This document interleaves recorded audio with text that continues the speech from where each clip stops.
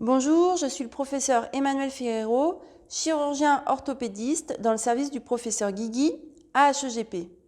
Je vais vous parler de la sténose canalaire lombaire ou rétrécissement du canal lombaire, car c'est la pathologie la plus fréquente du sujet vieillissant. Il s'agit d'une anomalie entre contenant et contenu, c'est-à-dire que les racines nerveuses contenues dans le canal lombaire sont comprimées par des phénomènes dégénératifs comme l'arthrose, l'épaississement des ligaments ou le bombement discal. À ces phénomènes dégénératifs peut s'associer un autre phénomène dégénératif, le glissement entre deux vertèbres adjacentes appelé spondylolisthésis. Le symptôme le plus fréquent de cette pathologie est la claudication neurogène. Ce sont des douleurs qui apparaissent dans les jambes à la marche et qui peuvent la limiter. Une pause est alors nécessaire avant de repartir. À ces douleurs qui apparaissent lors du mouvement peuvent s'associer des douleurs qui apparaissent au repos liées à la compression des racines nerveuses.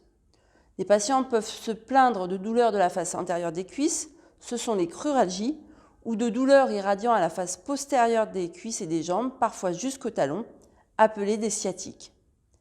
Des douleurs dans le bas du dos peuvent également être présentes, ce sont les lombalgies.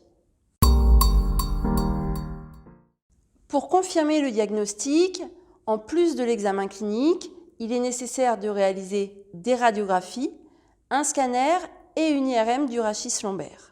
Le traitement est tout d'abord médical avec rééducation et infiltration. Lorsqu'il existe un échec de ce traitement médical, un traitement chirurgical peut être proposé. Il s'agit alors d'une libération des structures nerveuses qui sont comprimées. À cette libération peut être associée une fixation des vertèbres lorsqu'un glissement, le spondylolisthésis, est présent. Cette chirurgie peut être réalisée par voie mini-invasive. L'objectif de cette chirurgie est de soulager en premier les douleurs des jambes pour permettre une amélioration de la marche. La chirurgie n'a pas pour objectif de soulager toutes les douleurs du dos. Lorsque le patient est opéré, le premier lever se fait dès le jour même, la marche est fortement encouragée et la sortie à domicile se fait au bout du 2e ou 4e jour.